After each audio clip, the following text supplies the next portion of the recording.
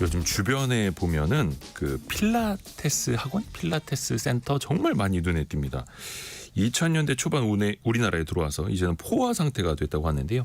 직업의 세계 시간에 이 필라테스 강사에 대해서 한번 들어보시죠. 한경 비즈니스 강홍민 기자와 함께합니다. 안녕하세요, 강 기자. 안녕하세요. 강 기자님은 혹시 필라테스 해보셨어요? 저는 이번에 취재를 하면서 네. 경험을 해봤습니다. 그래요? 네. 쫄쫄이 입고? 쫄쫄이는 입지 않고 라디오니까 이거 상상하게 되는데 우리나라에 이 필라테스 센터 몇 군데나 있을까요? 한국 직업능력개발원에 따르면 2023년이죠.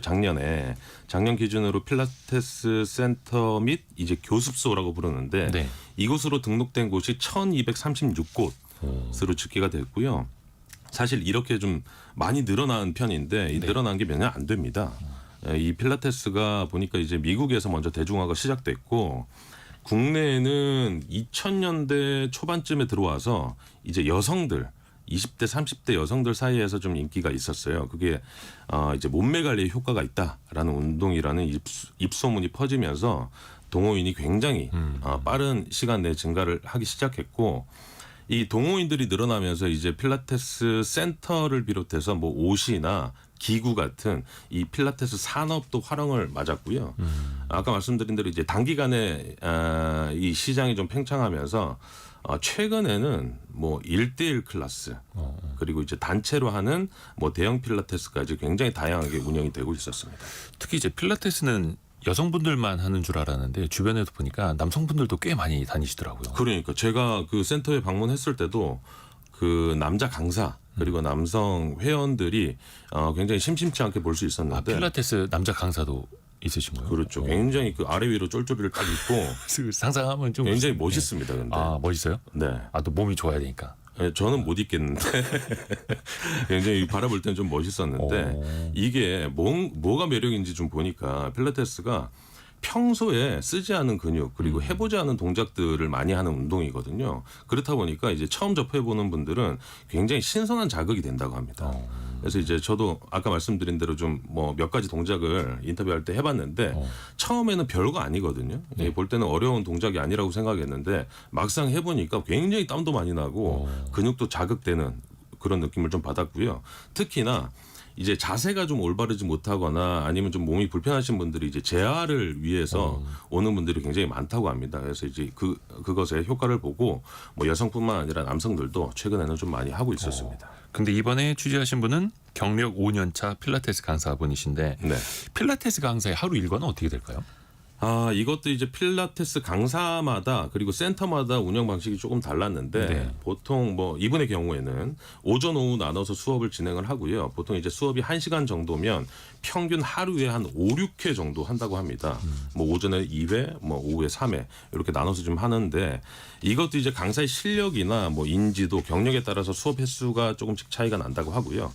보통 이제 수업이 없는 비는 시간에는 개인 운동을 하는데 이것도 좀 들어보니까 필라테스 강사라고 해서 모두 다 운동을 매일 꾸준히 이렇게 하는 건 아니라고 합니다. 그래서 본인 관리를 좀 열심히 하는 분이었고 요즘에는 이제 프리랜서나 투잡으로 강사하는 분들이 조금씩 늘어나고 있는데 네. 이 경우에는 이제 뭐 요일이나 뭐 오전 오후 때 시간대를 좀 몰아서 수업 일정을 잡고 비는 시간에는 이제 본업을 하는 이런 구조로 좀 흘러가고 있었어요. 아예 투잡으로 하시려는 분들도 많은 거예요? 그렇죠. 그게 또 가능한 구조고요. 네. 이게 그러면은 투잡으로 하면 어느 정도 이제 쏠쏠한 급여가 있으니까 수입에도 플러스가 되니까 고민하시는 거잖아요. 그렇죠. 어느 정도나 될까요, 급여가? 뭐 수입도 그렇고 보통 이제 이 필라테스 강사가 보니까 진입 장벽이 굉장히 좀 낮았습니다. 뭐 민간 자격증이 있지만 필수는 아니었고 자격증 네. 없이도 이제 쉽게 할 수 있는 구조였고요.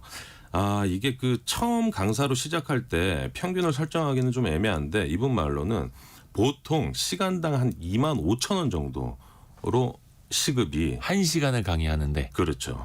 그 정도 이제 시급을 책정을 하고 이것보다 낮게 주는 데는 가지 마라. 단호하게 굉장히 얘기를 하셨고요. 근데 이게 시급 25,000원 그러면 되게 많아 보이기도 하는데 이게 매 시간 계속 있는 게 아니다 보니까 그렇죠. 하루 일당 1급으로 따지면 이게 많지는 않죠. 많지는 않고 보통 이제 거기에서 한 2, 3년 정도 경력이 쌓이면 뭐 잘하면 한 4, 5만 원 정도 올라가고 올라가는. 본인이 이제 뭐 센터나 센터를 차리거나 아니면 인지도가 좀 올라간다면 그 이상 뭐 8만 원 이상으로도 올라간다고 합니다. 아, 그래서 본인 창업도 할 수 있고. 그렇죠. 그러면 필라테스 센터 창업하는 비용은 얼마나 들까요? 요것도 창업해 보신 분들은 아시겠지만 뭐 규모나 위치에 따라서 비용이 천차만별인데 요즘에는 아까 말씀드린 대로 1대1 이제 수업 위주로 하는 소규모 1인 센터가 굉장히 많이 생겨난다고 해요. 그래서 이제 뭐 아무래도 비용 부담을 좀 줄이기 위해서 그렇게 많이 운영을 하는데 보통 이제 기구나 인테리어 비용만 최소한 5천만 원 정도 든다고 합니다. 아, 그 참 기구가 많이 있어야 되죠. 그렇죠. 기구가 비싸요. 9308님이 저는 3년째 필라테스 다니고 있는데 목 디스크 때문에 찾아가셨었다고. 지금 주 3회 다니면서 목 디스크 치유하고 꾸준히 하고 있답니다. 강추하는 운동입니다. 오, 이렇게 말씀해 주시네요. 필라테스 그 강사가 되기 위해서 필요한 게 또 어떤 게 있습니까? 아까 말씀드린 대로 뭐 자격증도 있을 텐데 보통 이제 그 강사가 되려면 이 필라테스가 어떤 운동이고 그리고 어떻게 접근해야 되는지에 대한 뭐 이해도가 좀 있어야 되고요. 물론 이제 회원들이 이론적으로 배우려고 오는 건 아니지만 강사라면 그 정도 지식은 좀 갖추어 있어야 된다고 하고요. 그렇죠. 몸매뿐만 아니라 아까 말씀드린 대로 이제 재활 목적으로 찾아오는 분들도 많기 때문에 이 사람의 몸을 공부하는 이 사람의 몸에 대해서 공부도 좀 필요해 보였습니다. 저도 이제 저랑 같이 사는 분이 그 자격증을 땄거든요. 공부하는 거 보니까 저는 무슨 뭐 의사 되는 줄 알았어요. 뭐 인체 해부학 이런 거 펼쳐놓고 막 근육이 어떻게 생긴 건지 이런 거 하나하나 공부하고 있고. 그렇죠. 일하면서 생긴 혹시 직업병 같은 것도 있을까요? 필라테스 강사에게? 뭐 몇 가지 있었는데 아무래도 이제 자세가 중요한 운동이기 때문에 늘 회원들의 이 자세를 좀 바로 보는 그리고 이제 지적해주는 뭐 역할을 하는데 뭐 길거리 지나다니면서 이 사람들이 걸어다니는 이 걸음걸이를 좀 유심히 보는 이런 습관이 저 사람 있다고 합니다. 거북목 같은데 막 이렇게. 그러니까요. 약간 골반이 돌아갔네. 뭐 이렇게 생각하면서 저거 잡아주고 싶다 막 이렇게. 혼잣말로 이렇게 하는 버릇이 있다고 합니다. 근데 이제 어떻게 보면 이제 필라테스 강사분들도 많이 이제 버셔야 되는데 아까 잠깐 이제 진입 장벽이 낮다라고 하셨어요. 맞습니다. 자격증이 너무 또 남발되는 것 아니냐라는 지적도 있더라고요. 네, 이 한국직업능력연구원이 조사한 자료를 보니까요. 올해 7월 기준 필라테스 민간 자격증 수가 1,300개 이상이 됐습니다. 잠시만요. 자격증의 종류가요? 그렇죠. 필라테스 이 센터에서 발급하는 자격증 기준.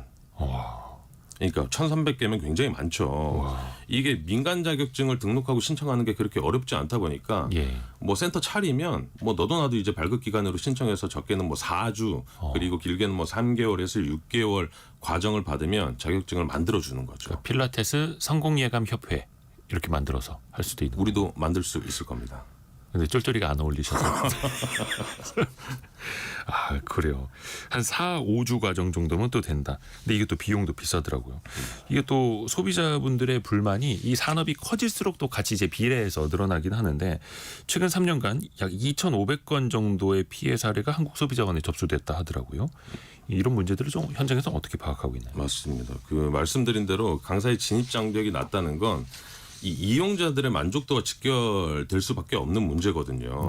이 자격 갖추지 못한 강사들이 현장에서 이 회원들을 지도하면서 여러 문제들이 발생하는데 최근 들어 이 필라테스 산업이 좀 과도기를 좀 맞고 있습니다. 그래서 업계에서도 이 체계적인 산업 시스템이 필요하다는 목소리도 나오고 있는 상황이었습니다. 체계적인 그리고 또 많은 분들이 이게 신체 교정 혹은 또 근육 운동 하러 다니시는 거기 때문에 또 이분들의 또 전문성도 또 굉장히 중요하기도 하죠. 한경 비즈니스 강홍민 기자와 함께했습니다. 고맙습니다. 감사합니다. 감사합니다.